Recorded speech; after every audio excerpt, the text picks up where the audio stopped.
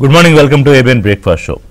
Davos తరహాలో దద్దరిల్లేలా తెలంగాణ ఆర్థిక సదస్సు జరగబోతోంది. ఇవాళ రేపు సాక్షాత్తు ముఖ్యమంత్రి రేవంత్ రెడ్డి పర్యవేక్షిస్తున్నారు. అంటే ఒక పెద్ద టీం ఉంది. దానికి 44 దేశాల నుంచి వివిధ ప్రతినిధులు, పారిశ్రామికవేత్తలు రాబోతున్నారు. 1,00,000 కోట్లకు పైగా పెట్టుబడులు రానున్నాయి. ఇప్పటికే ఆ ప్రాంగణం అంతా చూస్తే అర్థమవుతుంది అది ఏ స్థాయిలో జరగబోతోందో. అలాగే భారత్ ఫ్యూచర్ సిటీకి సంబంధించిన డిజైన్లు, విజన్ 2047 డాక్యుమెంట్, ఇవన్నీ చాలా బ్రహ్మాండంగా ప్రణాళికలు సిద్ధం చేసుకుని ముందుకెళ్తోంది రేవంత్ రెడ్డి ప్రభుత్వం.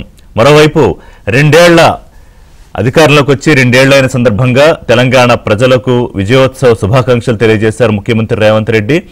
అంటే ఒక్కసారి నేపథ్యం చూసుకుంటే రేవంత్ రెడ్డి ముఖ్యమంత్రి అవ్వడానికి ముందు కాంగ్రెస్ పార్టీ పరిస్థితి, ఆయన పిసిసి చీఫ్ అవ్వడానికి ముందున్న అప్పట్లో బీజేపీ ఎంత బలంగా ఉంది, బీఆర్ఎస్కి ప్రత్యామ్నాయం ఇక బీజేపీయే రాను రోజుల్లో తెలంగాణలోకి అధికారంలోకి వచ్చేస్తుంది అన్న పరిస్థితి నుంచి తెలంగాణ కాంగ్రెస్ పగ్గాలు రేవంత్ రెడ్డి చేతికి రావడం, అక్కడి నుంచి మొత్తం అందరినీ ఏకం చేసుకుంటూ ముందుకెళ్లడము, తెలంగాణ ఎన్నికల నాటికి మొత్తం తెలంగాణ రాజకీయ ముఖ చిత్రాన్ని మార్చడము, అధికారంలోకి రావడం, ఇవన్నీ చాలా వేగంగా జరిగిపోయాయి. తెలంగాణ ప్రజలకు గుర్తున్నాయి. అంటే అసలు అయిపోయింది కాంగ్రెస్ పార్టీ పరిస్థితి అన్న స్థాయి నుంచి ఔరా అనిపించేలాగా మార్చిన ఘనత ఎవరు అవునన్నా కాదన్నా ఖచ్చితంగా ముఖ్యమంత్రి రేవంత్ రెడ్డికి దక్కి తీరుతుంది. ఆ తర్వాత దాన్ని ఆయన ఏమీ తలకెక్కించుకుని అధికార మదంతో ఏమీ విర్రవేగలేదు. అందరినీ దగ్గర చేసుకుని సీనియర్లు, జూనియర్లు, కార్యకర్తలు అందరినీ మమేకం చేసుకుంటూ ఈ 2 ఏళ్ల పాటు ముందుకు సాగుతోన్న తీరు, పరిపాలన ఎలాగూ జరుగుతుంది, అది ఆటో మోడ్లోకి వెళ్ళిపోతుంది. కానీ సంక్షేమం 6 గ్యారంటీలు ఇచ్చారు, అధికారంలోకి వచ్చారు. మరి దాన్ని అమలు చేయాల్సిన బాధ్యత ముఖ్యమంత్రి మీద ఉంది, ఆయన టీం మీద ఉంది. కొన్ని అవుతాయి, కొన్ని 1-2 అవ్వకుండా మిగిలిపోతే దాని మీద కూడా వర్కౌట్ చేస్తున్నామని ముఖ్యమంత్రి అనేక సందర్భాల్లో చెప్పారు. బీఆర్ఎస్ 10 ఏళ్ల పాలనలో అంటే అప్రతిహతమైన నాయకుడు కేసీఆర్, ఆయన్ని అధికారం నుంచి దించి ఆ పీఠం మీద కూర్చోవడం అంటే అదేం ఆషామాషి విషయం కాదు, అంత ఈజీగా కూడా జరగలేదు. కానీ ఎక్కడో తెలంగాణ ప్రజల్లో బీఆర్ఎస్ మీద పెరిగిన వ్యతిరేకత, ప్రత్యామ్నాయం కోసం చూడడం, బీజేపీ ఆ ప్రత్యామ్నాయం కాదు అని రియలైజ్ కావడము, సరిగ్గా ఆ స్పేస్లోకి రేవంత్ రెడ్డి తన పార్టీని, తన టీంని తీసుకురావడం, ఇవన్నీ మనం చూసాం. కానీ ఇప్పుడేంటి 2 ఏళ్ల తర్వాత ఒకవైపు ప్రజాప్రభుత్వం అని చెప్తున్నారు, ప్రజలను మమేకం చేసుకుంటూ ముందుకు వెళ్లాల్సిన బాధ్యత, వాళ్ళకి ఎక్కడ ఆగ్రహం రాకుండా చూసుకోవాలి. ఎందుకంటే ఇట్టే మార్చేస్తారు ప్రభుత్వాలను ఆగ్రహం వస్తే, ప్రజల బలం, వాళ్ళ ఓటు. సో దాన్ని 2 అసెంబ్లీ ఉప ఎన్నికల్లో నాతోనే ఉన్నారు అని బీఆర్ఎస్ సిట్టింగ్ సీట్లు 2ను కాంగ్రెస్ పార్టీ తీసుకుంది. అందులో రేవంత్ రెడ్డి స్ట్రాటజీ, తన టీం నడిపించిన తీరు కూడా మనం జూబ్లీహిల్స్లో చూసాం. రానున్న పంచాయతీ ఎన్నికలు, స్థానిక ఎన్నికలు, జిహెచ్ఎంసీ ఎన్నికలు, వరుసగా ఈ ఎన్నికల టెస్టులు ఉండనే ఉన్నాయి ప్రభుత్వానికి. మరోవైపు విపక్షాలుగా అంత బలహీనంగా ఏం లేవు బీఆర్ఎస్ కానీ బీజేపీ కానీ. బీజేపీ అయితే ఈ 2 ఏళ్ల పాలనలో విజయోత్సవాలు అసలు ఎందుకు చేస్తున్నారు? మీరు ఇచ్చిన హామీలు ఎన్ని నెరవేర్చారు? హామీల నుంచి పారిపోతూ ఆ కార్యక్రమం ఈ కార్యక్రమం అంటూ డైవర్షన్ చేస్తున్నారని, ఏకంగా వంచన దినాలని, లేకపోతే మహాధర్నాలని, ఇవన్నీ చేస్తున్నారు. సరే, కేంద్ర మంత్రి కిషన్ రెడ్డి అంత బలమున్న నాయకుడు ఏం తీసుకొచ్చారు రాష్ట్రానికని పిసిసి చీఫ్ కూడా అడుగుతున్నారు. సో ఓవరాల్గా ఇటు బీఆర్ఎస్ ఏమో ఈ హిల్ట్ పే మీద కానీ, లేకపోతే ఈ భూముల కుంభకోణం అని, విద్యుత్ కుంభకోణం అని, ఇలా రోజు ఆరోపణల బాణాలు కూడా వేస్తూనే ఉంది రేవంత్ రెడ్డి ప్రభుత్వం మీద. సో అంత ఆషామాషిగా నల్లేరు మీద నడకలాగేమీ సాగిపోవట్లేదు రేవంత్ రెడ్డి ప్రభుత్వం వ్యవహారం. సో ఈ 2 ఏళ్ల ప్రోగ్రెస్ రిపోర్ట్ ఏమిటి? ముఖ్యమంత్రి ఏం చెప్పి అధికారంలోకి తానొచ్చారు, తన పార్టీని తీసుకొచ్చారు అనే అంశం ఒకటి. అలాగే తెలంగాణ గ్లోబల్ రైజింగ్, దీని గురించి మాట్లాడుకోవాలి. అంటే ఆయన చాలా స్పష్టంగా చెప్తోంది ఏంటంటే, నా రాష్ట్రం పోటీ సాటి రాష్ట్రంతో కాదు, ఆంధ్రప్రదేశ్తో కాదు, తమిళనాడుతో కాదు, కర్ణాటకతో కాదు, మహారాష్ట్రతో కాదు, గుజరాత్తో కాదు, China, Japan, Germany, Singapore, south Korea, వీటితో నా పోటీ. అంటే ఎంత కాన్ఫిడెంట్గా ముఖ్యమంత్రి ఆ మాట చెప్తున్నారు. సరే, హైదరాబాద్ ఆల్రెడీ డెవలప్డ్, కానీ దాన్ని ఆ స్థాయికి తీసుకెళ్ళడానికి నేను ఫ్యూచర్ సిటీ కడుతున్నాను, 2047 విజన్ ఏర్పాటు చేసుకున్నాను, మీరు ఏమనుకున్నా ఎవరేం చేసినా 10 ఏళ్ల పాటు నేనే ముఖ్యమంత్రి, అలాగే ఈ అవకాశం నాకు వచ్చినందుకు గర్విస్తున్నాను, నా ఊపిరి ఉన్నంత వరకు తెలంగాణ రైజింగ్ ఉంటుంది అనే స్టేట్మెంట్ ఒక ముఖ్యమంత్రి ఇచ్చారంటే చాలా కమిటెడ్గా దానికోసం ఆయన కట్టుబడి ఉన్నాడని. అలాగే నిన్నటి దాకా ఒక లెక్క, నేటి నుంచి మరో లెక్క. అంటే ఈ 1,00,000 కోట్ల పెట్టుబడులు అనేది ఒక కాన్ఫిడెన్స్ ఇస్తుంది తెలంగాణకి, హైదరాబాద్కి ముఖ్యంగా. గ్లోబల్ కంపెనీలు ఇప్పటికే ఉన్నాయి హైదరాబాద్లో దాదాపు అన్ని సంస్థలు. ఇంకా అన్ని హైదరాబాద్ వైపు చూడడానికి ఒక అవకాశం వస్తుంది. 2047 చాలా పెద్ద విజన్ పెట్టుకున్నారు. సో దీనికి కొంత కలిసి రావాల్సిన అవసరం, కేంద్రం కూడా కలిసి రావాలి. కానీ ఉన్నదేమో కాంగ్రెస్ ప్రభుత్వం, అక్కడేమో ఎన్డీఏ ప్రభుత్వం. ఎన్నిసార్లైనా అవసరమైతే నేను వెళ్తాను, 60 సార్లు కదా 600 సార్లు వెళ్ళి ప్రధానమంత్రిని కలుస్తాను రాష్ట్రానికి రావాల్సిన వాటి కోసం అని చెప్పి ముఖ్యమంత్రి ఏ భేషజాలు లేకుండా చెప్తున్నారు. ఒకవైపు విమర్శలు, అవినీతి ఆరోపణల బాణాలు ఎదుర్కొంటూ తన టీంని మమేకం చేసుకుంటూ ముందుకెళ్లాల్సిన ఛాలెంజ్ ముఖ్యమంత్రి ముందుంది. ఎలా వెళ్తారు, ఏంటి, 2 ఏళ్లు ఏం జరిగింది మాట్లాడదాం. 2 ఏళ్ల ప్రజాపాలనకు ముఖ్యమంత్రి రేవంత్ రెడ్డి శుభాకాంక్షలు తెలియజేస్తుంటే బీజేపీ ప్రజా వంచన దినమని మహాధర్నాలని కార్యక్రమాలు ఎందుకు చేస్తోంది? బీఆర్ఎస్ అవినీతి ఆరోపణలు లేకపోతే మిగతా ఆరోపణల వెనకాల ఉన్న వాస్తవం ఎంత అనేది మాట్లాడదాం. వాళ్ళు నాతో స్టూడియోలో మానవతారాయ్ గారు కాంగ్రెస్ పార్టీ నుంచి ఆ పార్టీ అధికార ప్రతినిధి జాయిన్ అవుతున్నారు. అలాగే బీఆర్ఎస్ ముఖ్య నాయకులు పార్టీ అధికార ప్రతినిధి డాక్టర్ బాలరాజ్ యాదవ్ జాయిన్ అవుతున్నారు. ప్రకాష్ రెడ్డి గారు బీజేపీ సీనియర్ నాయకులు లైవ్ లో అందుబాటులో ఉన్నారు. ప్రకాష్ రెడ్డి గారు నమస్కారం. Good morning. మానవతారాయ్ గారు, బాలరాజ్ యాదవ్ గారు. ప్రకాష్ రెడ్డి గారు, ముందుగా మీతోనే ప్రారంభిస్తాను. ఎందుకంటే ఒకవైపు పవర్ఫుల్ తెలంగాణగా మారడానికి ఒక విజన్ 2047 అనే డాక్యుమెంట్ రేవంత్ రెడ్డి ప్రభుత్వం సిద్ధం చేసుకుంది. 2 ఏళ్ల ప్రభుత్వ పాలన అధికారంలోకి వచ్చిన తర్వాత కాంగ్రెస్ పార్టీ ఆ విజయోత్సవ శుభాకాంక్షలు ప్రజలకు తెలియజేస్తూ దానికి సింబాలిక్గా అనుకోండి ఒక అవకాశం వచ్చింది. పెద్ద ఆర్థిక సదస్సు నిర్వహిస్తోంది. పోటీ రాష్ట్రాలతో కాదు, ప్రపంచ స్థాయిలో అని. మరి ఎందుకని మీరు ఈ వంచన దినాలని, ఒకవైపు ఏమో బ్రాండ్ హైదరాబాద్ ఎస్టాబ్లిష్ చేయాలి వరల్డ్ వైడ్ అని ముఖ్యమంత్రి తాపత్రయపడుతుంటే మీరు ఆ బ్రాండ్ని దెబ్బతీసే ప్రయత్నం చేస్తున్నారా, లేకపోతే ఏం జరుగుతోంది? ఈ మహాధర్నా కార్యక్రమాలు వెనకున్న కథ ఏంటి? ముందు మిత్రులిద్దరికి నమస్కారం. మీకు కూడా రిషి గారు. ముందు ఒకవేళ ఆయన పెడుతుంటే ఐ థింక్ భారత్, దాని పేరేం పేరు sir? Bharat Telangana global rising, Bharat future city. అవును, భారత్ ఫ్యూచర్ సిటీ అనే పదాన్ని మేము వెల్కమ్ చేస్తున్నాం ముందు. ఎందుకంటే భారతదేశంలో ఫ్యూచర్ సిటీ కావాలంటే సంతోషం. తెలంగాణ, ముఖ్యంగా హైదరాబాద్ అయితే మన హైదరాబాదీలందరికీ చాలా ఆనందం, సంతోషం కూడా. కావాలనే కోరుకుంటాం, వద్దరు ఎందుకు అనుకుంటాం, తప్పకుండా కావాలని కోరుకుంటాం. అయితే రేవంత్ రెడ్డి గారు చెప్పినటువంటి తెలంగాణ రైజింగ్ అంటే కూడా తప్పేం లేదు. మన తెలంగాణ రైజ్ కావాలి. మన తెలంగాణ భారతదేశంలో ఉన్న వివిధ రాష్ట్రాలతో పోటీ పడాలనే విషయాల్లో కూడా గ్లోబల్ స్థాయికి తెలంగాణ గ్లోబల్ రైజింగ్ దాని పేరు. Telangana global rising sir. తెలంగాణలో ఆ స్థాయిలో ఉండాలని కోరుకుంటాం. థర్డ్ పాయింట్ ఏంటంటే, నేను పోటీ పడుతున్నది ప్రపంచ దేశాలతో, అది మాత్రం కరెక్ట్ కాదు. ప్రపంచ దేశాలతో పోటీ పడలేవు. ఎందుకంటే భారతదేశం యొక్క రాజ్యాంగము దాన్ని ఒప్పుకోదు. మనం చేస్తున్నది ఏంటంటే భారతదేశంలోని వివిధ రాష్ట్రాల్లో పోటీ పడి ఎస్ నేను నెంబర్ 1 అనుకుంటే సంతోషపడాలి.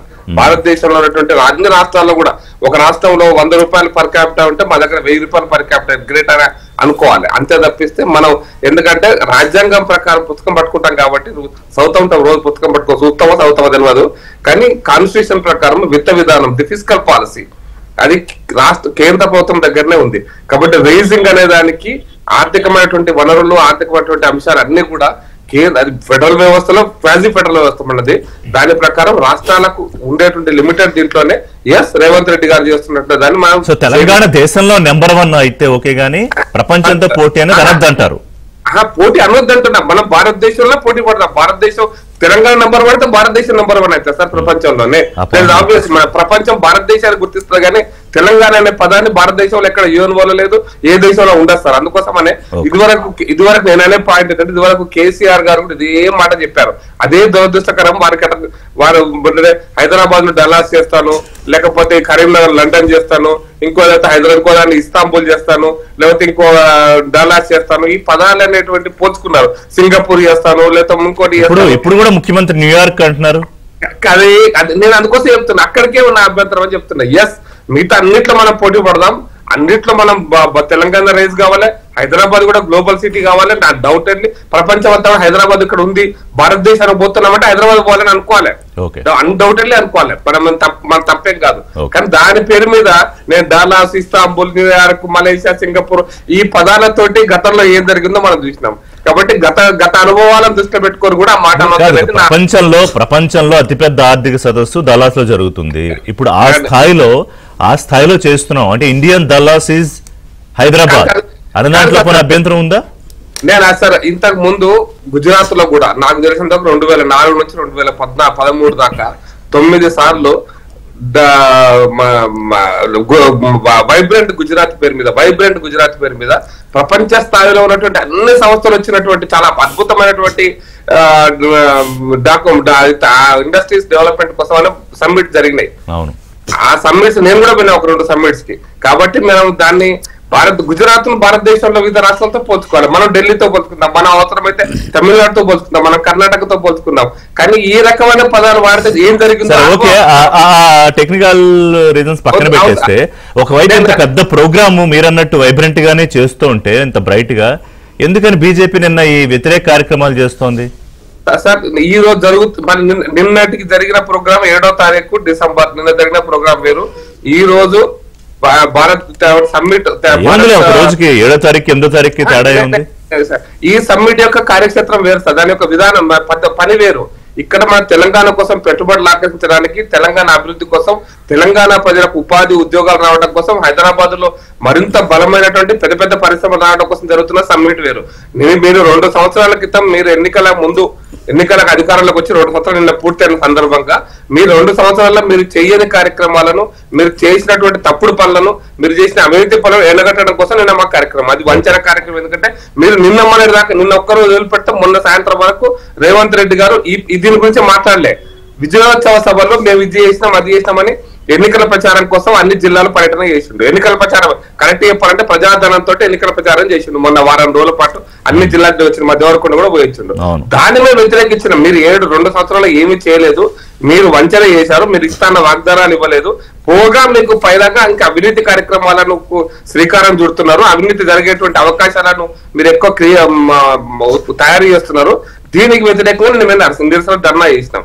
ఈ రోజు మేము దాన్ని గ్లోబల్ సమ్మిట్ జరుగుతున్నప్పుడు దాన్ని ఒక ప్రపంచ ప్రఖ్యాతిగా, ప్రపంచంలో ఎంతమంది వస్తారో మనకు తెలియదు, వస్తే వాళ్ళని వెల్కమ్ చేస్తాం. హైదరాబాద్ లో వీళ్ళు 1,00,000 అంటారు, 2 లక్షలు అంటారు, 2 లక్షలు 1,00,000 పక్కన పెట్టండి. ఇటువంటి సమ్మిట్ ధర కొన్ని వేల కోట్లు వచ్చినా కూడా హైదరాబాద్ కి అది మంచిదే, రావాలని కోరుకుంటున్నాం. కానీ నిన్న మీరు చేసిన మహాధర్నా కార్యక్రమం ఇవన్నీ కూడా నేషనల్ మీడియాలోను, ప్రింట్ మీడియాలోను అంతా రిపోర్ట్ అయ్యాయి. సో అది కరెక్ట్ గా ఈ టైంలో ఎంతో కొంత డ్యామేజ్ కాదా? అందుకోసం నిన్న మొన్నటి దాకా వారు విజయోత్సవాలు చేశారు కదా సార్. కరీంనగర్ పోయినాడు, ఆదిలాబాద్ పోయినాడు, దేవరకొండ పోయినాడు, ఇంకొక హనుమకొండ పోయినాడు. మరి వారు మొన్న ముఖ్యమంత్రి గారు మొన్న సాయంత్రం దాకా చేశారు కదా సార్. మొన్న సాయంత్రం మా దేవరకొండ పోయి వచ్చారు కదా. మరి అది అవసరం? అది మరి మీరు అందుకోసం ఇది వేరు అది వేరు. ఈ రోజు రెండింటిని విడదీసి చూడాలి అని పాయింట్ మానవతరాయ్ గారు అంటే దాన్ని విడదీసి చూడాలని అడుగుతున్నారు మానవతరాయ్ గారు, ప్రకాష్ రెడ్డి గారు. అంటే మీరు చెయ్యలేనిది చేసామని చెప్పుకున్నాం కాబట్టి అది కాదు అని మేము వంచన దినోత్సవం మహాధర్నా చేసాము. బట్ గ్లోబల్ రైజింగ్ సమ్మిట్ మీరు చేసుకోండి, కానీ రాష్ట్రం దేశంలో దేంతోన్నా పోటీ పడండి, మీరు ప్రపంచ దేశాలతో పోటీ పడలేరు రాజ్యాంగ ప్రకారం అని. ఇప్పుడు అది వాళ్ళ భావదారిద్ర్యం. ఒక రాష్ట్రం పక్క రాష్ట్రాలతో పోటీ పడవచ్చు. ఇలా ప్రపంచీకరణలో ఉన్నాం మనం. ప్రపంచ దేశాలతో తెలంగాణ పోటీ పడుతుంది ఎందులో? ఎదుగుదలలో. అంటే తెలంగాణ పోటీ పడుతుందంటే భారతదేశం పడుతున్నట్టే. ఒక తెలంగాణ రాష్ట్రం ఒక దిక్సూచి కాబోతుంది దేశంలో అని రేవంత్ రెడ్డి గారి యొక్క సందేశం. దాన్ని వాళ్ళు తట్టుకోలేకపోతున్నారు. మనం ఏం చేయాలి దానికి? ప్రజలందరూ కూడా అభివృద్ధి సాధించినటువంటి రాష్ట్రం అని చెప్పి విజయోత్సవాలు జరుపుకుంటే వీళ్ళు తట్టుకోలేక రాజకీయ లబ్ధి కోసం వంచన దినోత్సవం అంటున్నారు. దాన్ని కూడా తప్పుపట్టారుగా మీరు. ప్రజాధనంతో విజయోత్సవ సభలు, ఎన్నికల సభలు ఎట్లా పెడతారు? ప్రజాధనం ప్రభుత్వం అండి. ఇప్పుడు కార్యక్రమం చేసే ప్రగతిని, సాధించిన ప్రగతిని చెప్పుకోవాలి. ప్రజలకు కూడా ఆల్రెడీ సంక్షేమ ఫలాలు అందుతున్నాయి. ఏ రాష్ట్రంలో అందనటువంటి సంక్షేమ ఫలాలు ఇది తెలంగాణలో అందుతున్నాయి. ఇలా సన్న బియ్యం ఇవాళ తెలంగాణలో ఉంది, పక్క రాష్ట్రంలో ఆంధ్రప్రదేశ్ లేదు. ఆంధ్రప్రదేశ్ కూడా ఆ ముఖ్యమంత్రి గారు కూడా తెలంగాణని చూసి మనం కూడా ఆ బోనస్లు ఇవ్వాలి, సన్న బియ్యాలు పండించాలని చెప్పారు. మరి పక్క రాష్ట్రాలకు ఆదర్శమైనప్పుడు ఈ తెలంగాణ రాష్ట్రాన్ని, ఇది ఇప్పటి నుంచి కాదండి, నైజాం హైదరాబాద్ స్టేట్, నైజాం దగ్గర నుంచి గోల్కొండ కుతుబ్ షాహీల నుంచి విదేశాలతో సత్సంబంధాలు, వ్యాపార సంబంధాలు ఉన్నటువంటి ప్రాంతం ఇది. అట్లాంటి నిజంగా చెప్పాలంటే సురక్షితమైనటువంటి వ్యాపార అభివృద్ధికి ఉన్నటువంటి ప్రాంతం ఇది. అట్లాంటి ప్రాంతానికి ముఖ్యమంత్రి గారు రేవంత్ రెడ్డి గారు విదేశాల నుంచి వ్యాపార అభివృద్ధి, తెలంగాణ రాష్ట్రాన్ని అభివృద్ధి చేస్తా 1,00,000 కోట్లు నిర్దేశంగా మేము పనిచేస్తున్నాం, సాధించాలని ముందుకు పోతుంటే దాన్ని ఎందుకంటే జీర్ణించుకోలేకపోవటం మంచిదేనా? ఇది ఏదైనా శుభం పలకమంటే అపశుభం ఎందుకు పలుకుతారంటన్నా. ఇప్పుడు మన ధర్మంలో శుభం పలకాలు ఏదైనా. ఇప్పుడు మనందరం ప్రభుత్వంలో మీరైనా మేమైనా ముఖ్యమంత్రిగా బాధ్యతలు అప్పచెప్పిన మనం అందరం, ప్రజలందరం కలిసి రేవంత్ రెడ్డి గారికి. కాబట్టి మనందరం ఏం చేయాలి? ఈ రాష్ట్రం ఆయన సొంతగా ఏమైనా అభివృద్ధి చెందుతుండా? ఈ రాష్ట్రాన్ని అభివృద్ధి చేసేందుకు ఆయన పడరాని కష్టం లేదు. మీరు నిధులు ఇవ్వరు కేంద్రం నుంచి అన్ని కోతలే, పక్క రాష్ట్రాల అభివృద్ధి కోసం డబ్బులు ఇస్తుంటారు, నిధులు ఇస్తుంటారు, తెలంగాణకి ఎవరు. అట్లాంటప్పుడు ఏం చేయాలి ఒక ముఖ్యమంత్రిగా? నిజంగా భారతదేశం చేయాల్సిన పని రేవంత్ రెడ్డి చేస్తాడు. ఇలా దావోస్లో జరుగుతుంది ప్రపంచ ఆర్థిక శిఖరాగ్ర సదస్సు, ఇది గ్లోబల్ సమ్మిట్ అంటే. ప్రధానమంత్రిని కూడా అందరిని ఆహ్వానించిన మంత్రుల్ని, ముఖ్యమంత్రుల్ని అందరినీ ఆహ్వానించి ఈ రాష్ట్రం అభివృద్ధిలో భాగస్వామ్యం చేయాలనుకున్నాం మేము కూడా. తప్పేం లేదు. పక్క రాష్ట్రంలో పిలిస్తే రేవంత్ రెడ్డి గారు కూడా పోతాడు అభివృద్ధి కోసం, కార్యక్రమాల కోసం. ఇందులో ఇంకా తెలంగాణకు ఏం వ్యతిరేకం మీరు జీర్ణించుకోలేకపోవడం అనేది చాలా బాధాకరం, విచారకరమైన అంశం. అయినా తెలంగాణ నిజంగా నిన్నటికి ముఖ్యమంత్రిగా రేవంత్ రెడ్డి గారు 2 సంవత్సరాల తన పరిపాలనను విజయవంతంగా కొనసాగించిన దినం కాబట్టి ఈ సందర్భంగా రేవంత్ రెడ్డి గారికి మా కాంగ్రెస్ పార్టీ తరఫున మేము శుభాకాంక్షలు తెలియజేస్తున్నాం. అదేవిధంగా మంత్రి మండలికి, కాంగ్రెస్ ప్రభుత్వానికి కూడా అభినందన, శుభాకాంక్షలు. ఇలా తెలంగాణ బిడ్డల యొక్క తలసరి ఆదాయాన్ని గడిచిన ఆర్థిక సంవత్సరానికి 4,30,000కు పెంచారు. ఇది కాదా ప్రగతి? కాదా ఈ ప్రగతి? చెప్పుకోవద్దా? చెప్పండి, దీన్ని తప్పంటారా? కాబట్టి సహకరించండి, పెద్ద మనసుతో సహకరించండి. ఒక పక్కనేమో నోటితో నవ్వుతున్నారు, నొసుడితో వెక్కిరిస్తున్నారు. ఇలా గ్లోబల్ సమ్మిట్ని మీ పార్టీ నాయకత్వమే స్వాగతించింది, కిషన్ రెడ్డి గారు కూడా పాల్గొంటున్నారని చెప్పారు. అట్లాంటప్పుడు ఈ అభివృద్ధిలో భాగస్వామ్యం గండి. మీరు నిధులు ఇవ్వకపోతే ఇవ్వకపోయారు, తెలంగాణ ప్రజలు చూసుకుంటారు. కానీ నిధులు తీసుకొచ్చేందుకు రేవంత్ రెడ్డి గారు ఇలా ఆర్థిక విధ్వంసంతో ఉన్న రాష్ట్రాన్ని అభివృద్ధి పదంలో నడిపేందుకు ముఖ్యమంత్రి రేవంత్ రెడ్డి ఒక గజయితగాళ్ళ లెక్క శ్రమిస్తాడండి పైకి తీసుకొచ్చేందుకు. కానీ కాంగ్రెస్ అసలు 2 ఏళ్ల పాలనలో ఏ వర్గానికి న్యాయం చేయలేదని కదా నిన్న బీజేపీ అదే అసత్యం అండి. రెడ్డి గారు అన్నది మహిళలు, విద్యార్థులు, రైతులండి, అన్నదాతలు వెన్నుముక దేశానికి. ఇలా అన్నదాతలకు ఇప్పటి వరకు 2 సంవత్సరాల కాలంలో 1,06,000 కోట్ల రూపాయలు మేము ఖర్చు పెట్టినాం. ఒక రైతు రుణమాఫీకి చూడండి, 25,36,940 మంది రైతుల ఖాతాల్లో 2 లక్షల రుణమాఫీని 20,616 కోట్లు వేసినామండి. గత ప్రభుత్వాలు 1,00,000 రుణమాఫీని 10 ఏళ్లలో చేస్తే 18 నెలల్లోనే మేము రుణమాఫీ చేసి నిరూపించడం. రైతు భరోసా కార్యక్రమం చూడండి, రైతు భరోసా కూడా దాదాపు 70 లక్షల మంది రైతుల ఖాతాల్లో మేము 21,000 కోట్లు వేసినాం. ఎక్కడ పంట నష్టం వస్తే ప్రకృతి వైపరీత్యాల మూలంగా 269 కోట్లు ఇచ్చిన గతంలో ఎప్పుడు ఇవ్వలేదు, మొత్తం 2 ఏళ్ల కాలంలో. కాబట్టి రైతుల్ని అడుగడుగున ఆదుకున్న ఉచిత విద్యుత్కు మేమే పెట్టినాం ఆ పథకాన్ని. 16,000 కోట్లు ఖర్చు పెట్టిన ఉచిత విద్యుత్కి. మహిళా సాధికారత కోసం మేము కృషి చేస్తున్నాం. మహిళా మనులు లక్షాధికారులు కాదు, మహిళల్ని 1 కోటి మంది మహిళల్ని కోటీశ్వరులను చేసే కార్యక్రమంలో మహిళలకు పెట్రోల్ బంకులు, తర్వాత సోలార్ విద్యుత్తు, తర్వాత అదేవిధంగా రకరకాలుగా ఆర్టీసీ బస్సులు, 1000 ఆర్టీసీ బస్సులు మహిళల్ని ఓనర్లు చేస్తాం. ఇప్పుడు కాదు క్రిస్ప్ గా 6 గ్యారెంటీల్లో ఎంత శాతం ఇప్పటి వరకు 2 ఏళ్లలో 6 గ్యారెంటీల్లో మేము అమలు చేయాల్సింది మేము ముందే చెప్తున్నాం. 1 ఆసరా పెన్షన్లు పెంచాలి, అదేవిధంగా 2,500 ఇవ్వాలి. ఆ ముచ్చట కూడా తీరుస్తాం. ఆర్థికంగా నిలదొక్కుంటూ సంక్షేమ పథకాలు అమలు చేసుకుంటూ పోతున్నటువంటి ప్రభుత్వం కాంగ్రెస్ ప్రభుత్వం, ముఖ్యమంత్రి రేవంత్ రెడ్డి. ఇందులో రాష్ట్రాన్ని ప్రగతి పదంలో నడిపిండి. ఇలా తలసరి ఆదాయం 4,30,000కు పెరిగింది. అంటే మనం అభివృద్ధి చెందుతున్నట్ట లేకుంటే పతనం అవుతున్నట్ట? వాస్తవాలు ఆత్మపరిశీలన చేసుకొని మాట్లాడండి మీరు దయచేసి. వీళ్ళు ఎక్కడ కూడా వెనక్కి పోవటం లేదు. ఆరోగ్యశ్రీ 5 లక్షల నుంచి 10 లక్షలు పేదవాడి ఆరోగ్యానికి. ఏం కావాలండి పేదవాళ్ళకి? గూడు కావాలి. గూడు రూపంలో ఇందిరమ్మ ఇళ్ళు దాదాపు 20,000 కోట్లు పెట్టి ఈ సంవత్సరానికి 4.5 లక్షల ఇల్లు కట్టి నిర్మించి పేదవాళ్ళకి ఇవ్వాలని చెప్పి 5 లక్షల రూపాయల ఆర్థిక సాయం చేస్తున్నాం. ఇప్పటికే 3.5 లక్షల ఇళ్ళు పూర్తి అయిపోయినాయి, కొన్ని నిర్మాణ దశలో ఉన్నాయి. గతానికి భిన్నంగా మేము ప్రవర్తిస్తున్నాం. పేదవాడి కూడంటే సన్నబియ్యం. ఇలా జూబ్లీహిల్స్, బంజారాహిల్స్లో కాదు, శ్రీమంతులు ఏ అన్నం తింటున్నారు, ఏ బియ్యం తింటున్నారు, అదే బియ్యాన్ని రేషన్ దుకాణాల్లో పేదవాళ్ళకి ఇస్తున్నామా లేదా చెప్పండి. ఇది మంచి పద్ధతి కాదా? రేషన్ కార్డు చేశారు, వాళ్ళకి అసలు అడ్రస్ చేయడం చెప్పండి. ఏమి ఇచ్చారు, ఏం సాధించారని చెప్పండి. ఏమి ఇచ్చారు చెప్పండి. 15,000 కోట్లు పక్క రాష్ట్రానికి ఇచ్చినప్పుడు మేము కాదంటలేదు. తెలంగాణకు 5,000 కోట్లు ఇవ్వరండి. పోలవరానికి 5,000 కోట్లు ఇచ్చినప్పుడు పాలమూరు రంగారెడ్డికి 2,000 కోట్లు ఇవ్వరండి. బాడ విశాఖ స్టీల్కి 3,000 కోట్లు ఇచ్చినప్పుడు తెలంగాణ బయ్యారం ఉక్కు అనేది మరి విభజన చట్టంలో ఉంది, స్పష్టంగా ఉంది.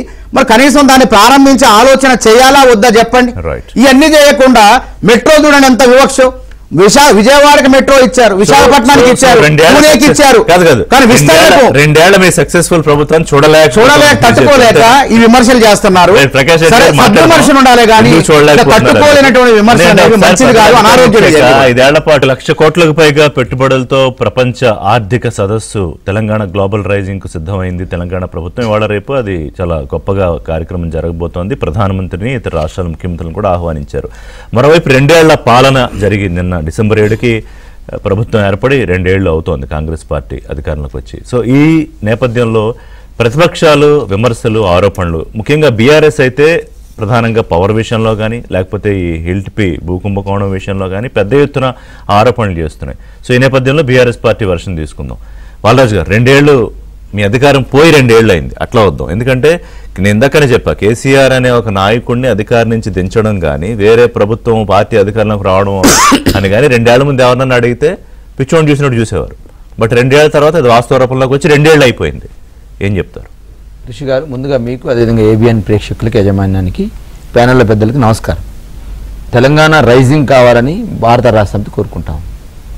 అదేవిధంగా తెలంగాణ సంబంధించి ఒక గ్లోబల్ సిటీగా హైదరాబాద్ అనేది ప్రపంచ నగరాలతో పోటీపడుతున్నమాట వాస్తవం. అదేవిధంగా ఇంతకుముందు ప్రకాష్ రెడ్డి గారు చెప్పినట్టు భారతదేశంలో నగరాలతో ఏదైతే ఇప్పుడు చెన్నై కావచ్చు, బెంగళూరు కావచ్చు, కోల్కతా కావచ్చు, ఢిల్లీ కావచ్చు, అదేవిధంగా హైదరాబాద్ అనేది కూడా ఒక మెట్రో నగరాలలో ఒక ప్రధానమైన నగరంగా ఉంది. జనాభా రీత్యా చూసుకున్నా అన్ని రకాల అంశాలు ఏదైతే ఉన్నాయో చూసుకోవచ్చు. ఆ క్రమంలోనే ఇలా తెలంగాణ ప్రభుత్వం రేవంత్ రెడ్డి గారి నాయకత్వం అయితే గ్లోబల్ సమ్మిట్ నిర్వహిస్తూ ఉందో, గతంలో వివిధ దేశాల్లో జరిగే సమ్మిట్స్ దావోస్లో కావచ్చు, మిగతా ప్రాంతాలు ఏదైతే వాణిజ్య నగరాలలో ఎక్కువ జరిగేటువంటి ప్రాంతంలో, అదేవిధంగా ముంబైతో పోల్చుకోవాల్సిన అవసరం కూడా ఉంది. ముంబై అనేది ఆర్థిక రాజధానిగా ఉంది భారతదేశానికి. అదేవిధంగా ఢిల్లీ అనేది రాజధాని ఉంది కాబట్టి ఎక్కువ డెవలప్మెంట్ విషయంలో అది కూడా జరుగుతూ ఉంది. ఆ క్రమంలో భారత రాష్ట్రంలో మేము చెప్పేది ఏంటంటే, ఏదైతే మీరు 2 రోజులు తీస్తున్న ఈ సమ్మిట్ వల్ల గతంలో కూడా అనేక అంశాలు 2 సంవత్సరాల కాలంలో కాంగ్రెస్ పార్టీ అధికారంలోకి వచ్చిన తర్వాత రేవంత్ రెడ్డి గారు ముఖ్యమంత్రి అయిన తర్వాత కొన్ని కార్యక్రమాలు తీసుకున్నారు. ఏది దావోస్ పర్యటన కావచ్చు, దక్షిణ కొరియాలో సియోల్ పర్యటన కావచ్చు, జపాన్ పర్యటన కావచ్చు, వెళ్ళారు. పెద్ద ఎత్తున మేము ఆర్థిక పరిపుష్టి పెంచేటట్టు కొన్ని కంపెనీలు ఇన్వైట్ చేశాం. సుమారు 2-2.5 లక్షల కోట్ల పెట్టుబడులు వచ్చిందని చెప్పి అన్నారు. మరి 2 సంవత్సరాల కాలంలో ఎన్ని లాంచ్ అయినవి, ఎన్ని కార్యరూపం దాల్చినవి, దాని ద్వారా ఎన్ని పెట్టుబడులు ఈ రాష్ట్రంలో వచ్చిందని చెప్పినారు మీరు. ఆ పెట్టుబడుల ద్వారా వచ్చినటువంటి అవకాశాలు ఏంటి, ఉద్యోగ అవకాశాలు ఏంటి, అదేవిధంగా ఈ తెలంగాణకు పెరిగినటువంటి ఆ సంపద ఏందో కూడా చెప్పాల్సిన అవసరం లేదు 2 సంవత్సరాల విజన్లు. అవి రెండోది కూడా ఇంకోటి అందాల పోటీలు నిర్వహించారు. అందాల పోటీలు ఎన్ని వేల కోట్లు ఖర్చు పెట్టారో ఇక్కడ చూసినాం మనం. ఆ పోటీల ద్వారా తెలంగాణకు వచ్చింది ఏందో, తెలంగాణ సాధించింది ఏందో కూడా దాని మీద వివరించాలి. మూడోది 4 దేశాలకు సంబంధించినటువంటి ఫుట్బాల్ కప్ నిర్వహించారు. ఏదైతే ఫుట్బాల్ కప్ నిర్వహించో దాంట్లో తెలంగాణ సంబంధించి ఇక్కడ నిర్వహించారు. దాని ద్వారా వచ్చినటువంటి పెట్టుబడులు ఏందో, దాని ద్వారా వచ్చిన ప్రయోజనం ఏందో నెరవేర్చాలి. అదేవిధంగా ఇప్పుడు ఇది గ్లోబల్ సమ్మిట్ చెప్తా ఉన్నారు. ఈ గ్లోబల్ సమ్మిట్ లో ఏదైతే ఫ్యూచర్ సిటీ, ఏదైతే భారత్ ఫ్యూచర్ సిటీ ఏదైతే ఉందో, ఓకే, హైదరాబాద్ భారత్కి ఫ్యూచర్ సిటీ కావడంలో ఎవరికి అభ్యంతరం లేదు. కానీ ఆ ఫ్యూచర్ సిటీ వెనకాల ఉన్నటువంటి భూములకు సంబంధించి కోల్పోయిన రైతులకు సంబంధించిన బాధలుందో చెప్పాల్సిన అవసరం ఉంది. మరి గతంలో మీరు 2 సంవత్సరాల కాలంలో ఏమి భూములు సేకరించారు? మరి గతంలో తెలంగాణ ప్రభుత్వం కేసీఆర్ గారి నాయకత్వంలో, ఐటీ అండ్ పురపాలక శాఖ మంత్రి కేటీఆర్ గారి నాయకత్వంలో సేకరించిన భూములు ఏదైతే ఉన్నాయో, సుమారు 19,000 ఎకరాలు ఏదైతే ఫార్మాసిటీ కోసం మేము సేకరించామో, 13,000 ఎకరాలు అందులో ప్రభుత్వ భూములు ఉంటే, ఆ 13,000 అయితే 6,000 9,000 ఎకరాలు ఏదైతే ఉంది, 6 నుంచి 9,000 ఎకరాలు రైతుల నుంచి సేకరిస్తే ఆ సేకరించిన భూమిని రిటర్న్ ఇస్తామని చెప్పినారు. మరి అలా రిటర్న్ ఇచ్చినారా, లేకపోతే ఆ రైతుల గోసను అట్లే పట్టించుకోవడానికి కూడా చూడాల్సిన అవసరం ఉంది. వారికి ఇచ్చిన పరిహారం ఏందో ఆలోచన చేయాల్సిన అవసరం ఉంది. ఇలా ఏమంటే గ్లోబల్ సమ్మిట్ పేరుతో ఏదైతే మీరు చేస్తా ఉన్నారు, సుమారు 27 అంశాలు ఈ 2 రోజుల్లో మీరు చర్చించుకుంటున్న సందర్భం చూస్తా ఉన్నాం. అదేవిధంగా 13వ తారీఖు రోజు మీరు మెస్సీ గారితో తెలంగాణ జట్టు ప్లస్ మెస్సీ జట్టు ఫుట్బాల్ ఆడబోతుంది. నేనేమడుతున్నాం అంటే భారత రాష్ట్ర సమితిగా ఇది రైజింగ్ అంటున్నారు, కానీ తెలంగాణ లూటింగ్ చేస్తున్నది మేము అంటా ఉన్నాం. 9,292 ఎకరాలకు సంబంధించినటువంటి 22 పారిశ్రామిక వాడల్లో ఉన్నటువంటి ప్రభుత్వ భూముల్ని ఇవాళ ఎవరైతే గతంలో అప్పనంగా తెలంగాణలో ఉపాధి ఇస్తామని, తెలంగాణలో పారిశ్రామిక అభివృద్ధి జరుగుతుందని చెప్పేసి ప్రభుత్వం దగ్గర తక్కువ తీసుకున్నటువంటి భూముల్ని, ఆయా రోజు ₹1,00,000 ఉన్నట్టయితే 30,000కు 20,000కు తీసుకున్న భూముల్ని ఇలా మార్కెట్ ధరకే, వాళ్ళకు మార్కెట్ ధరలో కూడా 30% అప్పచెప్తూ ఎటువైపు ఎక్కడ దందా జరుగుతుందనే అంశం మీద స్పష్టం చెప్పరు. ఫ్యూచర్ సిటీ పేరుతో మీరు చేస్తున్న రియల్ ఎస్టేట్ వ్యాపారాన్ని చెప్పరు. ఏదైతే గ్రీన్ ఫీల్డ్ హైవే పేరుతో మీరు చేస్తున్నటువంటి వ్యాపార సామ్రాజ్యాన్ని చెప్పరు. అదేవిధంగా మీరు హెచ్యూ భూములు 400 ఎకరాలకు సంబంధించి దానిలో జరుగుతున్నటువంటి ఆ తతంగాన్ని చెప్పరు. సార్ నేనేమంటాను సార్, ఇప్పుడు రియల్ ఎస్టేట్ పేరుతో సార్ నేనేమంటాను సార్, మధ్యతరగతి ప్రజలు, పేద ప్రజలు, ఉన్నతంగా నివసించే ప్రజలు. ఈ 3 రకాల ప్రజల మధ్య ఉన్నటువంటి అవినాభావ సంబంధాన్ని మీరు ఎట్లా బిల్డప్ చేస్తున్న అంశాన్ని కూడా చూడాలి. మీరు మధ్యతరగతి ప్రజల్ని పట్టించుకోకుండా, పేదవాళ్ళని పట్టించుకోకుండా ఓన్లీ హై పీపుల్ మాత్రమే పట్టించుకుంటామంటే కింది ప్రజలు ఆలోచిస్తారు. ప్లస్ మీరు పారిశ్రామికనే పట్టించుకుంటాం లేదు, ఐటీ ఇండస్ట్రీని పట్టించుకుంటాం చెప్పేసి వ్యవసాయాన్ని మాత్రం నిర్లక్ష్యం చేస్తే సుమారు 40 నుంచి 60% మంది 40 నుంచి 60% దేశానికి కావచ్చు, రాష్ట్రానికి కావచ్చు, ఎకానమీని వ్యవసాయ రంగం సంక్షేమం వాళ్ళకే కదా సార్. 6 గ్యారంటీలు అన్నారు సార్ ఋషి గారు. ఓకే, మీరేం కాదంటలే. ఈ 6 గ్యారంటీల్లో మీరు ఇచ్చిన అంశాలు ఏదైతుందో వ్యవసాయదారులకు కౌలు రైతులు, వ్యవసాయదారులలో కౌలు రైతులు, కూలీ రైతులు, ఈ కూలీ రైతులకు మీరు ఇచ్చిన హామీ ఏం చేసారో మానవతరాయ్ గారు చెప్పాలి. అదేవిధంగా వ్యవసాయ కూలీలకు, అదేవిధంగా కౌలు రైతులకు సంబంధించి మీరు చెప్పినారు గతంలో 26 లక్షల మంది ఉన్నారని, కౌలు రైతులను కేసీఆర్ మోసం చేసినన్నారు. ఈ కౌలు రైతుల కోసం మీరు చేసిన అంశాన్ని కూడా చెప్పాల్సిన అవసరం ఉంది. ఇలా మీరు చేసిన రుణమాఫీ ఏదైతే ఉందో ఆ రుణమాఫీ ఎన్ని లక్షలకు రుణమాఫీ చేస్తామన్నారు? సుమారు 42 లక్షల మంది రుణమాఫీ చేస్తామన్నారు. స్టేట్ లెవెల్ బ్యాంకర్స్ మీటింగ్ జరిగితే ఋషి గారు సుమారు 52 లక్షల మంది రైతులు రుణాలు తీసుకోవాలని చెప్పేసి బ్యాంకర్స్ చెప్పినారు ముఖ్యమంత్రి గారు మొదటి సమావేశంలో. ఆ తర్వాత మీరు ఏం చేసిన 42 లక్షలకు కుదించినారు. ఆ 42 లక్షలు 25 లక్షల మందికి మాత్రమే రుణమాఫీ చేసినారు. సుమారు 16 నుంచి 17 లక్షల మంది రైతులకు రుణమాఫీ కాని పరిస్థితి ఉన్నది. మీరు అదేవిధంగా ఇంకో మాఫీ ఇచ్చారు. రైతు బంధు సంబంధించి మీరు పేరు మార్చారు, కేసీఆర్ గారు పేరు వస్తుందని. ఆ రైతు బంధుని రైతు భరోసాగా మార్చినారు. ఆ రైతు భరోసా మీరు 15,000 ఇస్తామన్నారు. ఆ 15,000 ఎన్నిసార్లు? 2 సార్లు 2024, 23 సంబంధించి ఒకటి మాత్రం అప్పుడు కేసీఆర్ గారు ట్రెజరీలో ఉంచిన పైసలు మాత్రం వేసినారు. అప్పుడు 2,500 ఎగ్గొట్టినారు. అదేవిధంగా తర్వాత 2024, 25లో 2 కార్లకు సంబంధించి మీరు రుణమాఫీ వేయలేరు. వ్యవసాయ రంగాన్ని ఇప్పుడు ఇవాళ ముఖ్యమంత్రి విజయోత్సవ శుభాకాంక్షలు చెప్తే ప్రజలు ఎవరు విజయోత్సవాలు జరుపుకునే మూడ్లో లేరు అన్నట్టుగా చెప్తున్నారు. నేనేమంటే సార్ విజయోత్సవాలు భారతదేశానికి తెలంగాణ తలమానికం కావాలనే ప్రయత్నంలో ఎవరు తప్పే పట్టరు. ప్రభుత్వ పాలనపై విజయోత్సవాలు. ఇప్పుడు రేవంత్ రెడ్డి ప్రజాపాలనలో ఏదైతే అంటా ఉన్నారో ఈ ప్రజాపాలన ఏం జరుగుతుందో మనం ఇలా స్పష్టంగా చూస్తున్నాం. ఇలా ఏదైతే మీరు సార్ ఫ్యూచర్ సిటీ అంటున్నారు, ఈ ఫ్యూచర్ సిటీలో ఎవరికి ప్రాధాన్యత ఇస్తా ఉన్నారు? ఇవాళ 44 దేశాలకు సంబంధించినటువంటి ప్రతినిధులు వస్తుందని చెప్పేసి మాట్లాడుతూ ఉన్నారు. అమెరికా నుంచే సుమారు 55 మంది ప్రతినిధులు సుమారు వస్తారని చెప్పేసి మాట్లాడుతూ ఉన్నారు. ట్రంప్ పేరు పెడుతున్నారు. ఇంకా అన్యాయం, దీన్ని వ్యతిరేకిస్తున్న ఏబిఎన్ ద్వారా ట్రంప్ పేరు, ఒక స్ట్రీట్ పేరు ట్రంప్ పేరట. ఒకవేళ భారతదేశం మీద సుంకాలు విధిస్తారు, భారతదేశం వీసాలు వ్యతిరేకిస్తారు.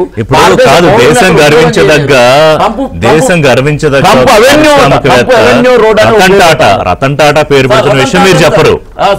రతన్ టాటా పేరుని మేము వ్యతిరేకించట్లేదు. అదే మీరేమంటారు ట్రంప్ పేరు సార్ నాకు అర్థం కాదు. ట్రంప్ భారతదేశానికి పేపర్లు వచ్చి మీరు చూడండి, సోషల్ మీడియా ఇవాళ ట్రంప్ పేరుతో ఇవాళ ట్రంప్ చేస్తున్నటువంటి ఆగడాలు చూస్తా ఉన్నాం. భారతదేశ పౌరులు కావచ్చు, ఉద్యోగాలు ట్రంప్ పేరట. న్యూయార్క్ సిటీ అమెరికన్ కాన్సులేట్ ఉన్నటువంటి ఎంబసీ గానీ కాన్సులేట్ ఉన్న ప్రదేశానికి ఆ పేరు పెట్టాలి. తప్పేముంది? అమెరికన్ కాన్సులేట్ ఉన్న ప్రాంతాన్ని ఆ ప్రాంతం వరకు అబద్ధాలకు ఆ వీధికి పెడతారంతే. ఢిల్లీలో లేవా? ఢిల్లీలో ఎంబసీ వాళ్ళ బ్రిటిషర్లు పేరు లేవా? వినండి, పెడదాం,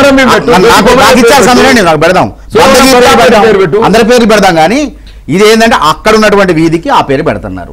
తప్పేం లేదు, అది దాన్ని తప్పుపట్టాల్సిన అవసరం లేదు. దానికి తప్పులు ఎత్తుక్కుంటూ పోతే మన అభివృద్ధి ఎక్కడే పోద్ది ఒకసారి ఆలోచన చేయండి. కానీ ఎక్కడ తప్పు పట్టాలో తప్పు పట్టకుండా అసలు అవసరం లేని అంశాల్లో తప్పు పడుతున్నారు. ఇంకోటి ఇండస్ట్రియల్ పాలసీ ఉంది కదా, అది వీళ్ళు తీసుకొచ్చింది. అది ఇలా ఢిల్లీ అనే హైదరాబాద్ అనే ఢిల్లీ నగరం కావద్దు. ఇలా ఢిల్లీలో సురక్షితం కాదు నివసించడం, కాలుష్యం పెరిగిపోతుంది. ఒకప్పుడు ఊరికి హైదరాబాద్ నగరానికి దూరంగా ఉన్నటువంటి పారిశ్రామిక వాళ్ళు ఇలా నడిబొడ్డున ఉన్నాయి. చాలా కాయలబడ్డ పరిశ్రమలు ఉన్నాయి. మనం ఏం చేస్తున్నా ఎవరికో అప్పచెప్పట్లే. ఆ భూమి యజమానులు ఎవరైతే ఉన్నారో వాళ్ళందరికీ కూడా ఏం చేస్తున్నామంటే ఉత్తగా అప్పచెప్పకుండా ప్రభుత్వం ఆదాయం వచ్చే విధంగా మీరు మాకు అప్పచెప్పండి ఉత్తగా అంటే వాళ్ళు కోర్టుకు పోతారు. అవి ఎటు కాకుండా అయిపోతాయి. మీరు ఔటర్ రింగ్ రోడ్డుకి అవతల తరలించండి నడుస్తున్న పరిశ్రమల్ని, కాలుష్యాన్ని తగ్గించండి, కొత్త సాంకేతిక పరిజ్ఞానం పెంచుకోండి అని చెప్పినాం. అయినా వీళ్ళు అబద్ధాలు ఆడటం కూడా రావట్లేదండి. వీళ్ళు చెప్పిన కేటీఆర్ గారు చెప్పిన ప్రకారం 9,700 ఎకరాలంటే మురుగునీటి వ్యవస్థ, కాలువలు, రోడ్లు బోంగా 4,700 ఎకరాలు ఉంటాయి. ఈ 4,700 ఎకరాలకు వారు చెప్పిన ప్రకారం 50 కోట్లు లెక్కబెడితే 2,39,000 కోట్లే వస్తుంది. ఒక భూమి యజమాని తనదై ఉండి మనం చెప్పిన రేటు కొంటున్నాండి 50 కోట్ల కొంటడా? అరే నువ్వెవరు నాకు అమ్మడానికి? ఇది నా భూమి, ఎప్పుడో ప్రభుత్వం ఇచ్చింది, నేను యజమాని, నేనేదో నువ్వు ఒక నామ మాత్రం రుసుము పెడితే కొంట, తద్వారా కన్వర్షన్ చేసుకుంటా. Okay. కాబట్టి దాని ద్వారా ఏమైతే తెలంగాణకు 5,000 కోట్ల ఆస్తి వస్తాయి. 5,000 కోట్ల ఆస్తులు వస్తే వీళ్ళ కళ్ళు ఎర్రబడతాయి. ఎందుకంటే 5 లక్షల కోట్ల కుంభకోణం అన్నారు. ఎక్కడ అప్లికేషన్ రాలేదు, అప్లికేషన్లే తీసుకోలేదు, Right. అసలు జీవోనే రాలేదు. జీవో రాకముందే వీళ్ళు 5 లక్షల కుంభకోణం. ఒకడంటే అబద్ధాలు ఆడటం కూడా బీజేపీ వాళ్ళు బీఆర్ఎస్ వాళ్ళు వేలం పాడబాడటం మొదలుపెట్టారు. ఆయన 6 లక్షల కోట్లు అంటాడు. 1 లక్ష కోట్లు పెంచారు, 1 లక్ష కోట్లు పెంచారు. అసలు దరఖాస్తులు ఇప్పుడు నడుస్తున్న ప్రక్రియ అది.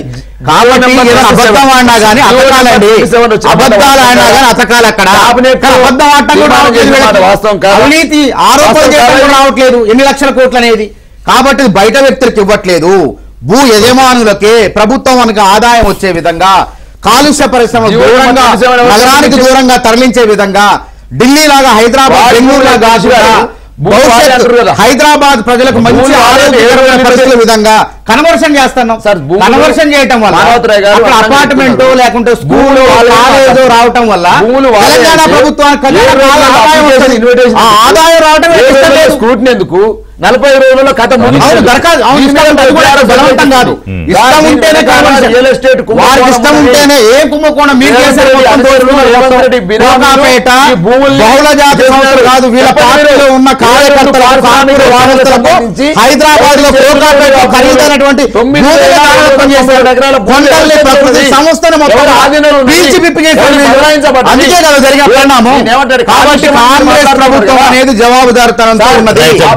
తెలంగాణ ప్రయత్నం చేస్తున్నప్పుడు ఒకటి చెప్తా బాలరాజు గారు, ఏ అవినీతి ఆరోపణల కన్నా 5 లక్షల కోట్లు 6 లక్షల కోట్లు సీమ్స్ వినడానికే చాలా వాస్తవ దూరంగా కనిపిస్తోంది. నేనేమంటానంటే నిజంగానే అక్కడ కుంభకోణం జరిగిందా, 8,000 కోట్లు లేదా 1,00,000 కోట్ల, దానికి ఆధారాలతో వస్తే ప్రకాష్ రెడ్డి గారు 8 లక్షల కోట్లు అప్పులుంటే దానికి వడ్డీ కడుతూనే మేము సంక్షేమం చేస్తున్నాం, ఏదో కింద మీద పడి ప్రజలకి ఇచ్చిన హామీలన్నీ నెరవేరుస్తున్నాం అని చెప్పారు. నేను పిసిసి చీఫ్, ఇంతకుముందు ముఖ్యమంత్రి కూడా చెప్పారు.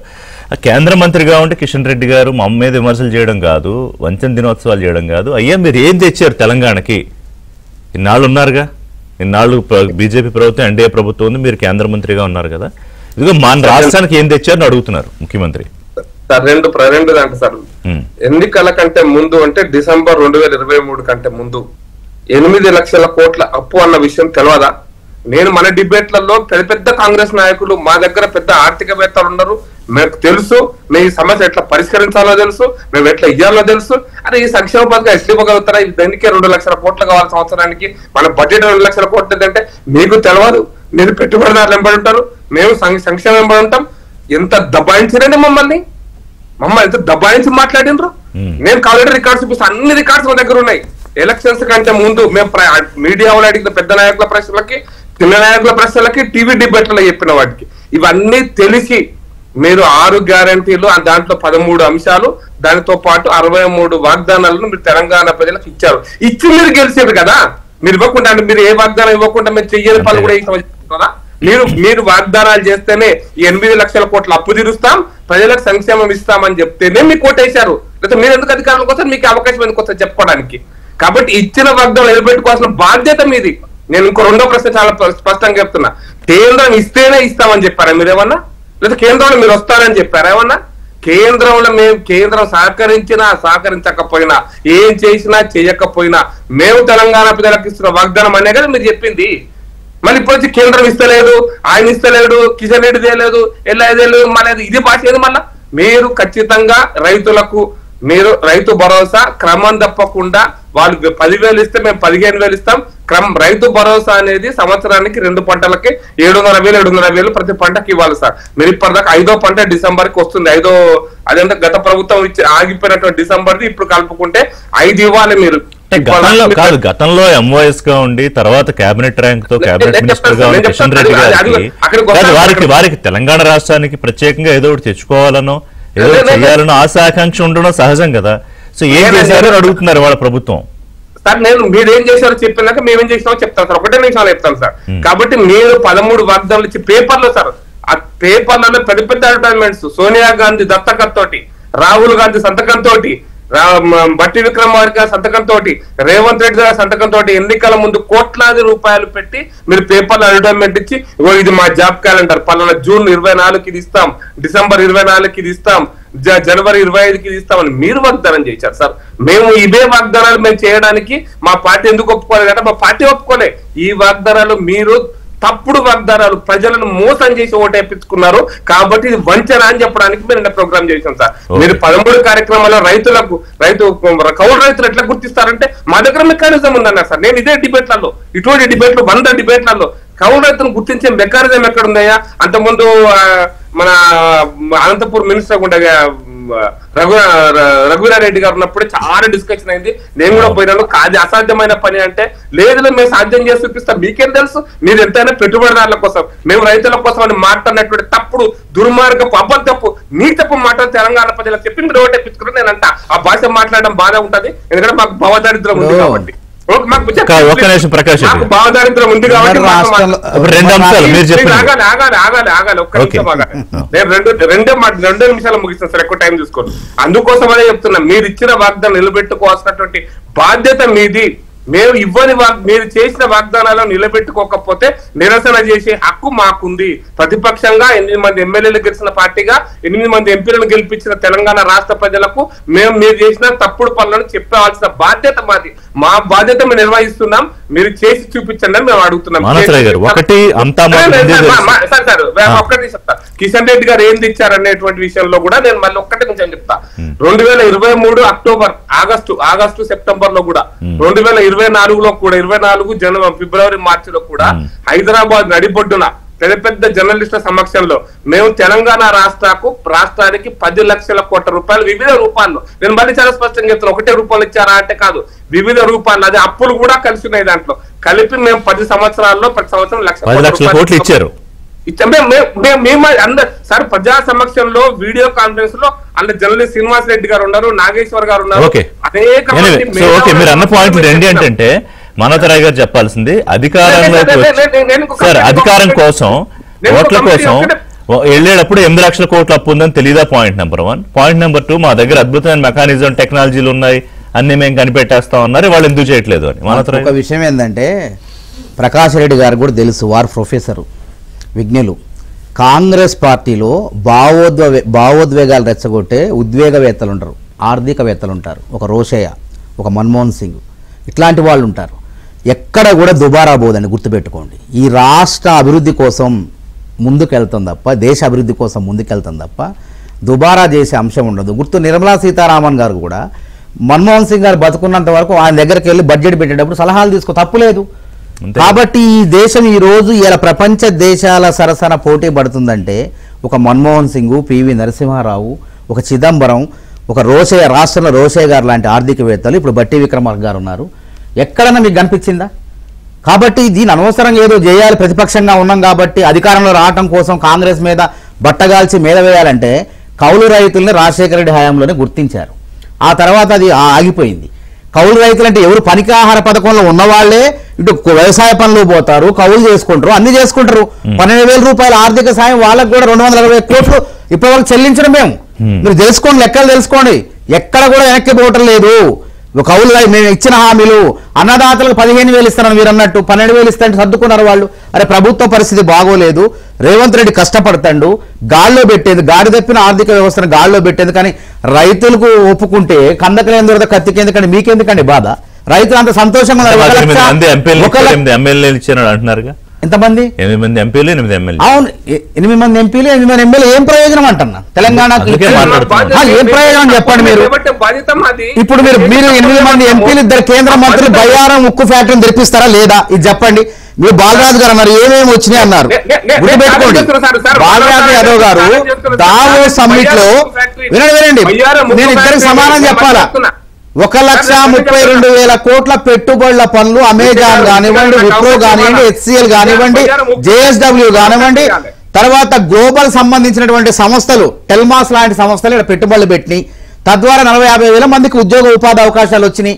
ఇంకా అది గణాంకాలు చెప్పాలంటే TSI పాస్ ప్రకారం కూడా ఉన్నాయి, నేను చెప్తా, గుర్తుపెట్టుకోండి. ఇగో 2 ఏళ్లలో మనం సాధించింది ఎంత అంటే గుర్తుపెట్టుకోండి, 23-24 ఆర్థిక సంవత్సరానికి 28,088 కోట్ల పెట్టుబడులు రాగా 84,249 మందికి ఉపాధి దొరికిందండి. ఏది 24-25 తీసుకుంటే 13,000 చిన్న స్మాల్ స్కేల్ ఇండస్ట్రీస్ లెక్క చెప్తున్నా, పెద్దవి కాదు. మళ్ళీ స్మాల్ స్కేల్ ఇండస్ట్రీస్ లో చిన్న తరహా పరిశ్రమలో వచ్చినటువంటి ఉపాధి ఉద్యోగ అవకాశాలు 24-25 ఆర్థిక సంవత్సరంలో 13,720 కోట్ల పెట్టుబడులు పెడితే 50,000 మందికి ఉద్యోగాలు వచ్చినాయి.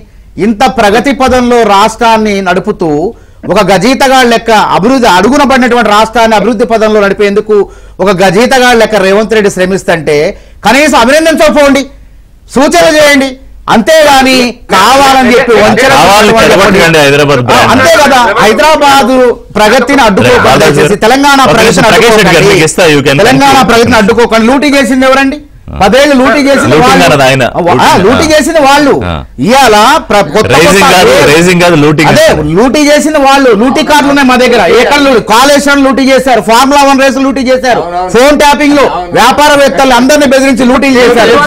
లూటీలు చేసి వాళ్ళు 10 ఏళ్ళు సక్రమంగా గాల్లో పెట్టేందుకు రేవంత్ రెడ్డి ప్రపంచ దేశాల దృష్టిని ఆకర్షించే విధంగా తెలంగాణ గొప్పతనాన్ని ముఖ్యమంత్రి ఇంకో మాట అన్నారు. వీళ్ళు చేసిన దానికి నాకు ఎంతో కోపం ఉండి అందరు నాకు వదిలేసి కొట్టాలనిపించినా అవన్నీ వదిలేసి రాష్ట్ర అభివృద్ధి కోసం ముందుకెళ్తున్నాను, ఈ గ్రడ్జు ఈ పాలిటిక్స్ అన్ని పక్కన పడేశాను నేను. కక్ష సాధింపులు వదిలేశారు ముఖ్యమంత్రి గారు.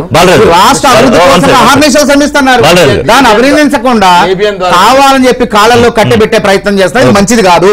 ఏబిఎన్ ద్వారా మేము చెప్పేది ఏంటంటే ట్రంప్ తో పోటీ పడుతున్న రేవంత్ రెడ్డి సరే ఇదే కాదు, అదే అదే అదే పెడతా ఉన్నాడు. ఇక దేశం మొత్తం నాకు ప్రపంచ శాంతి అవార్డు ఇవ్వాలి, శాంతి అవార్డు ఇవ్వాలంటే ట్రంప్ అడిగారా గ్లోబల్ అభివృద్ధి అవార్డు ఎవరికంటే రేవంత్ రెడ్డి కంటే హైదరాబాద్ అవార్డు వస్తాడు.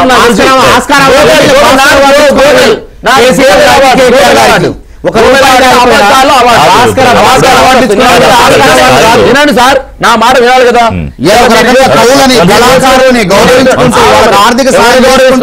తెలంగాణ ఎన్ని రకాలుగా రాష్ట్రం ముందు ఇవన్నీ అధికారంలో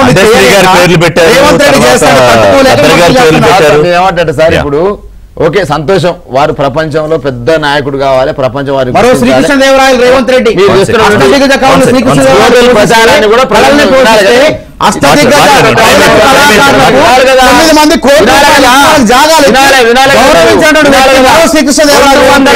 గజాల ఉద్యమకారుల స్థలం 2 సంవత్సరాలు పూర్తి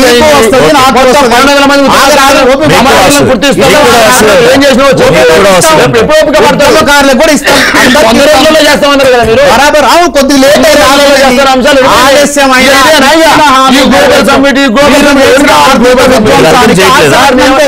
గ్లోబల్ సమ్మిట్ వెల్కమ్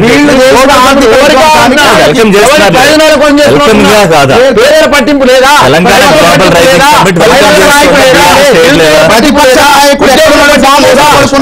పట్టింపు లేదా? రిటైర్డ్ అయినటువంటి ఉద్యోగుల పట్టింపులో గ్లోబల్ సమ్మిట్ చర్చించు.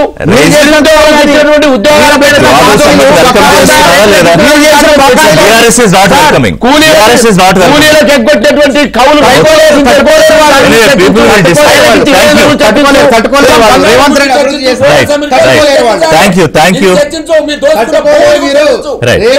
మాట్లాడదాం. ఇంకా రేపు మాట్లాడాలి, ఎల్లుండి మాట్లాడాలి, ఇంకా 3 ఏళ్ళు మాట్లాడాలి. థ్యాంక్ యూ ప్రకాష్ రెడ్డి గారు, బాలరాజ్ గారు, మనోతర గారు. Thanks for watching. Keep watching ABN Andhra Jyothi.